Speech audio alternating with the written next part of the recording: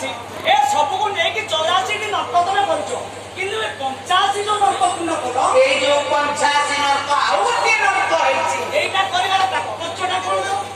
ए कथा को श्रवण करे सेदिन आज्ञा जंतुपति जमराज कहले कोन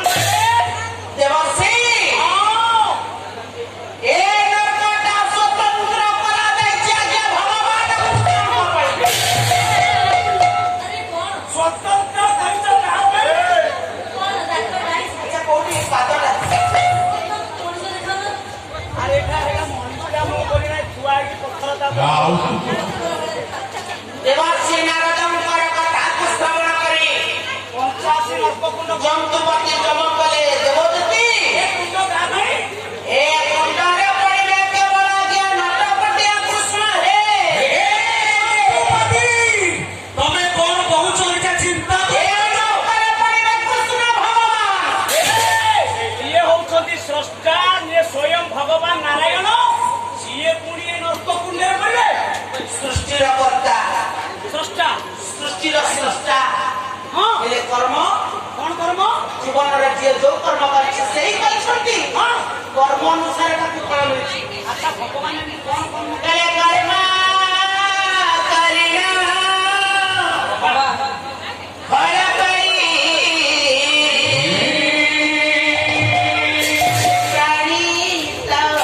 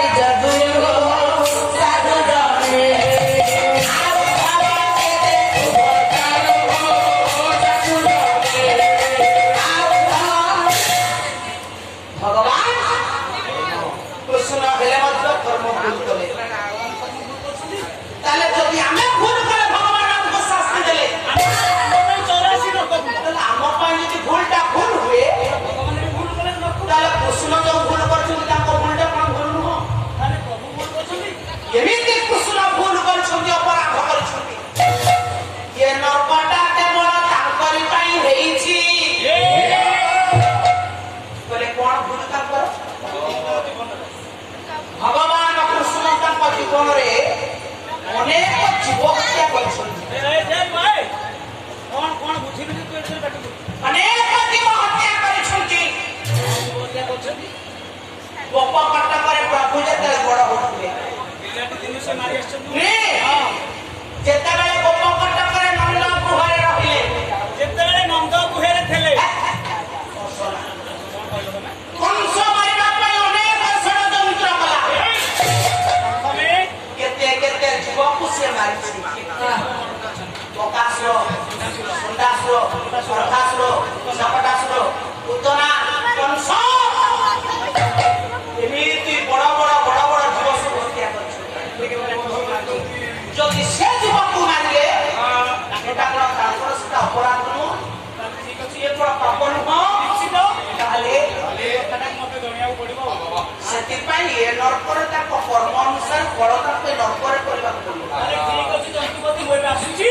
ए 85 नर्ककुंड भगवान कृष्ण को ନାରଦ ବସିଲେ କହିଲେ ଏ ମନ ଖୋଜୁଥାଏ ଯାହା କାଳେ ପ୍ରାପ୍ତ ହୁଏ ତାହା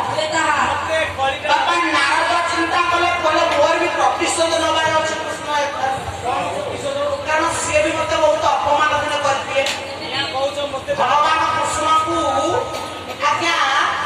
ନାରଦଙ୍କ ମନେ ଅଛି କହିଲେ ମୁଁ ବି ଯୋଉଠି ହଉ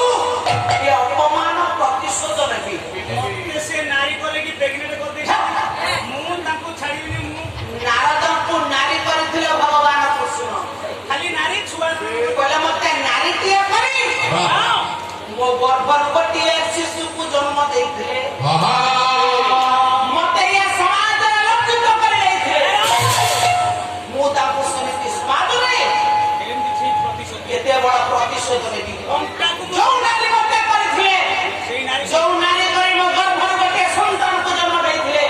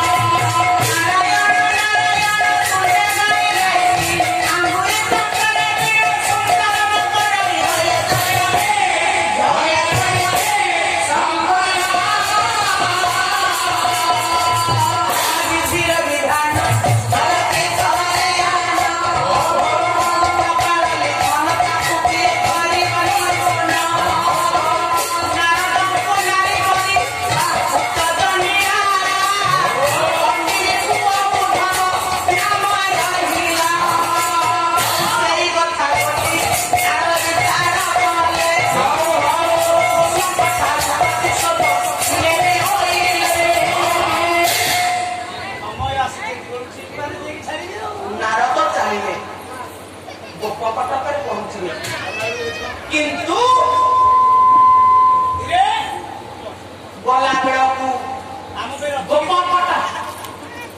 ଆମ ପାଇଁ ରଖିକି ଘରକୁ ନିଅ ଆଉ ସରପଞ୍ଚ ମଣ୍ଡଳୀ ନଥିବ ଆରେ ମୋ ଲକ୍ଷ୍ୟ ଭୋଜି ଥିଲି ଭାଇ ମାଳ ଆମେ ଲୋକେ ମିଶେଇ ଧୋଇ ହଁ ସଫିସିଏଣ୍ଟ ସବୁବେଳେ ଖାଇବା ନବ ଆରେ ଖାଇବା କଥା ଖାଇଛୁ ବରା ଖାଇବା କଥା କେମିତି ଯିବ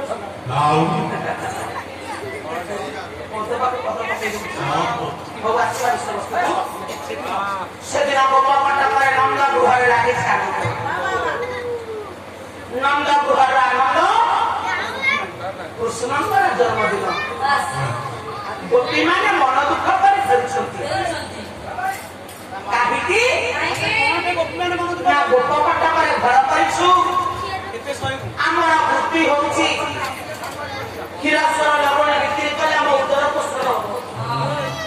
କିନ୍ତୁ ସେ ନନ୍ଦପୁଅ କାଳିଆକୁ ଆମ ଘରେ ବସି କ୍ଷୀରଶ୍ୱର ଲବଣ ଯେତେ କହିଲେ ବି ମା ତାର ବିଶ୍ୱାସ କରୁନି ଏଇ କଥାକୁ ମନ ମଧ୍ୟରେ ଚିନ୍ତା କରି କରି ଗୋପୀମାନେ ଆଜି ମନ ଦୁଃଖରେ ଫେରି ଯାଉଛନ୍ତି ଠିକ ଏତିକି ସମୟରେ ଦେବର୍ଷି ନାରଦଙ୍କର ଭେଟ ହେଲା ନାରାୟଣ ନାରାୟଣ ନାରାୟଣ ନାରାୟଣ ମା ତୁ ଶୁଖିକି କଣ ଆଲୋ ତୁ ଖାଇ ନଟି କଖାରୁ ଭଳିଆ ଥିଲୁ ଭେଣ୍ଡି ଭଳିଆ ଆଲୋ ଗୌରୀ ତୋ ଅବସ୍ଥା କଣ ହେଲାଣି ଛୁଞ୍ଚି ନୁହେଁ ତୁ କଣ ଆଲୋ ତୁ ଚିନ୍ତା କରି କରି ଭୁଲି ଗଲୁଣି ଏ ସବୁବେଳେ ମୋର ପ୍ରାର୍ଥନା କହିଲ ତୁ ଚିନ୍ତା କରି କରି ତୁ ଦିହରେ ଆଉ ଲୁକା ବି ରହୁ ଆଜ୍ଞା ଆମର ପ୍ରଣାମ ତୁମକୁ ସିରେ ସୁପେଚ ବାପା ତୁ ବାମାଙ୍ଗେ କଲି ପତଙ୍ଗ ପକ୍ଷେ ସନ୍ଧେ ବସନ୍ତି ତୁ ତ ସର୍ବାଙ୍ଗେ କନ୍ଦୁ ତମେ କଲ୍ୟାଣ କରୁଛ ତାଙ୍କର